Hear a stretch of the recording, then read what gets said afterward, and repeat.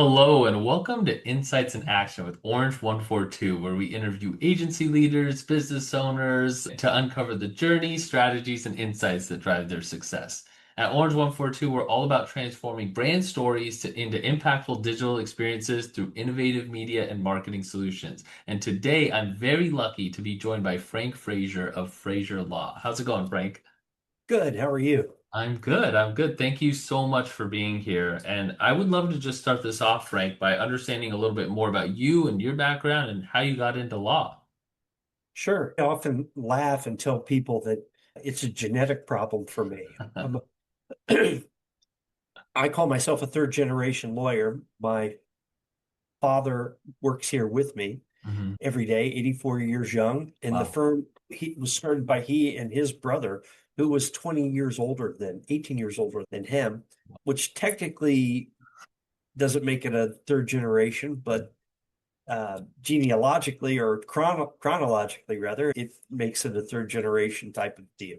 Yeah. Yeah, and then I have a younger daughter who is telling me she's thinking about law school too. So it's runs in the family here. Oh my gosh, it's genetic. Yeah, that's awesome. Yeah. What was it about law that obviously you saw your dad and your uncle lawyers, but was there anything specifically that drew you to it rather than just growing up around it? Yeah, there's the policy, there's advocacy for helping people and then of course ringing phones. I love having ringing phones. No, advocacy for people who need help, being able to help mold and influence public policy, Mhm. good public policy that helps society. Just Yeah. kind of a rising tide lifts all boats. Absolutely. Yeah, that's awesome. Wow. And how has being a small law firm shaped the way that you guys serve clients and help people compared to larger firms? A great question. In this time of artificial intelligence and things like that, break the mold. I I I don't use Shiv, I don't use voicemail here at my office. Wow. I am so old fashioned that if people want to call and talk to their lawyer, they get Uh-huh. to call and talk to their lawyer. Yeah. They leave actual messages with somebody writing them down. Yeah. I typically don't email a lot of clients except from a single email address so that Uh-huh. it's it gets monitored that way. And it's also it serves twofold. Mm, It's old fashioned. It's mm.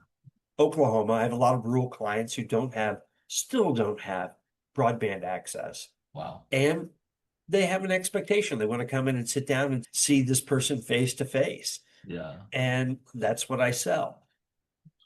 It Yeah. also helps for accountability. The single biggest complaint lawyers get are they don't return my call, they don't Mhm. respond to my email and things like that. And set up the way we do it's on brand for us and it provides accountability. Yeah, for sure. That must be so nice to have somebody just always answer the phone and knowing somebody that you can rely on in the community. It is. Now, my competitors have AI answer the phone. They think that they're talking to the lawyer and they're not. Mhm. They call in and want to know if they have a case and they talk to AI or they talk to intake staff. And at my practice, we have lawyers who are on the phone every day of the week, 5 days a week. We have a shift from 8 until 12 and 12 until 5:30. Wow. There's always a lawyer here who answers calls. That's amazing. Wow. That's It's really old cool. fashioned, Yeah. but while it's old fashioned, it's becoming a niche thing. Yeah. So Yeah, for sure. And it's becoming that I think that human touch is becoming so much more valuable. Like you're saying in that day of AI and in just the age that we're in, there's people want human connection and that's never going to go away. And you guys are solving a real problem by having somebody on the phone, somebody to answer. I don't know if it solves a real problem, Hmm. but I tell you what, it's my brand and it fits a part of the market that I think younger people don't mind if they sign things on DocuSign or want to meet on a Zoom meeting with Yeah. their lawyer and things like that. And I can do all those things. I roll with the technology as well. But there's still a segment of people that would like to come down and have a face to face Yeah. and give a wet signature on a contract hiring a lawyer. Yeah. That's fine. Yeah. So For sure. How does being a small firm and wanting to stay a small firm affect how you guys market? You guys have been around for a long time now, three generations, so to speak. And so is that been just mainly word of mouth and not really anything outside of that, or? That's true. It is a lot of word of mouth. People leaving a strong review after when we close their case, people saying nice things. There's also an aspect to it of old school, just sending a quarterly newsletter to mailboxes. It's a tabloid size thing that we send to people and contacts, clients and contacts of the firm, and have been doing that since the 1980s. Wow. Yeah. So it's pretty, we have mined that data Mm. and mined that data consistently, and we have a pretty substantial database of people, contacts, clients throughout the state of Oklahoma and Wow. surrounding states. That's amazing. It's like this fundamental of, hey, if you do good work, people will say your name. Right. That's awesome. That's the idea. Yeah. Talk about some of your clients. What do you see as the most pressing legal challenges that working people face today? I know that's a big portion of who you help. Yeah, it is. Rights of the workplace. People Mhm. really are not informed about their rights. Oklahoma, in particular, is a tough place to work. Yeah. People often complain about being harassed in the workplace or job bosses or supervisors who are mean or they think it's harassment. But unfortunately, supervisors and bosses get to be jerks. Yeah. It doesn't Yeah. mean just because you've got somebody who's unruly or rude or disrespectful doesn't mean that you've got a wrongful termination case or an No. employment cause of action. So just being able to counsel people and advise them of their rights, something that we do an awful lot of. Is that something that you guys do a lot through your newsletter as well? Yeah, trying Yeah. to inform people. Yeah. I like to call it's a journal of consumer awareness and consumer information. And I think an educated client it makes your job so much easier, right? It's far better, Yeah. far better. It used to be that when we'd send letters out for clients and things like that, we'd always copy them. And it, when my clients know what is going on, two things happen.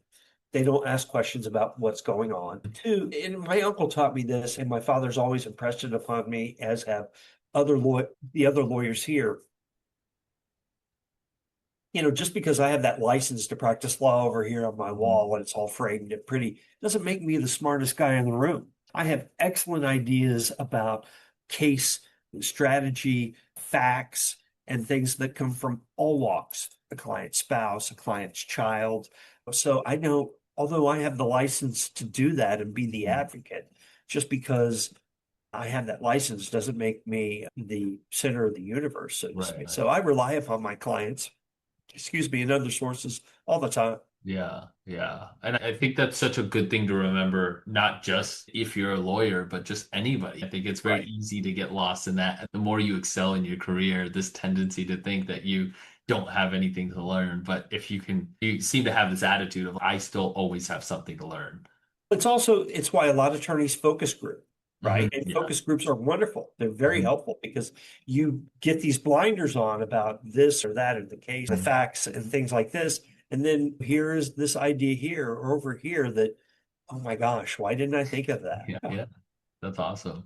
So, what values guide your firm in deciding which cases or clients that you guys should take on? It's it's a great question. It's the golden rule. You want to help people that do unto others as you would have them expect to be done to you. And of course, you've got to meet the criteria for having a prima facie case. If you can always hire me and pay me by the hour to go pursue a case or do something, but it's usually a waste of money. Yeah. And if somebody has a case that meets the criteria for prima facie, having the elements of a case, yeah, I will help anyone.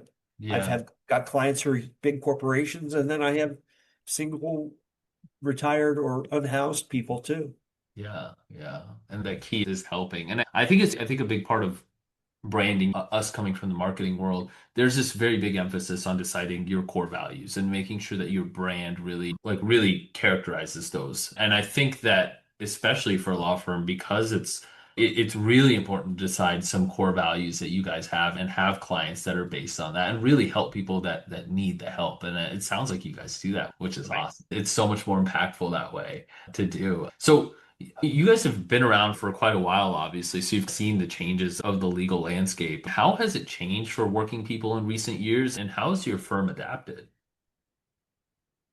I think it's made it harder on working Oklahomans, quite frankly.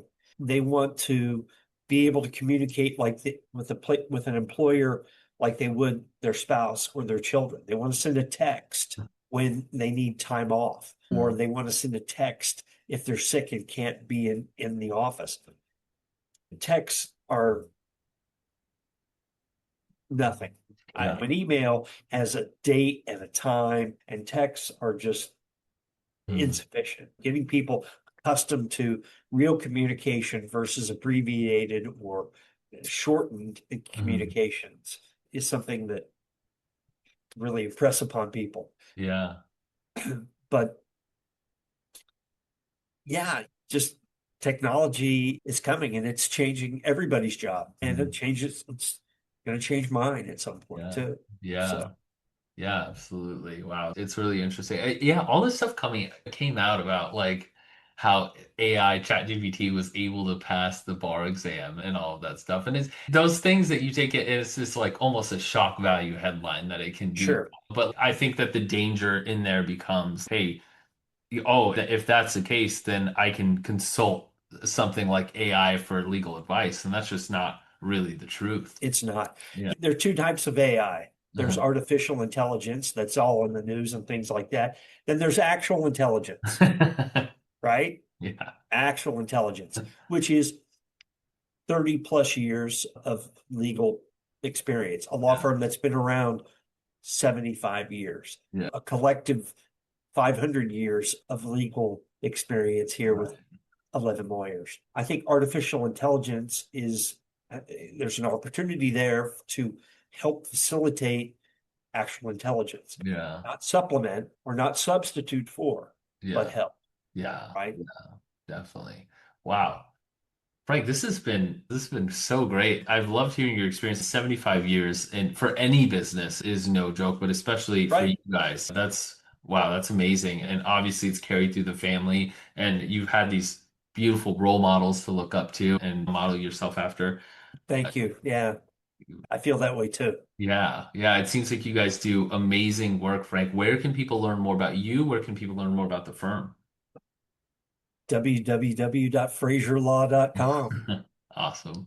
Yeah. Cool. Yeah. And then join the newsletter, hopefully, too, right? Yeah, that's Yeah. right. That's right. Very cool. Thank you again, Frank. This was great. Hey, my pleasure, Shiv. Thank you.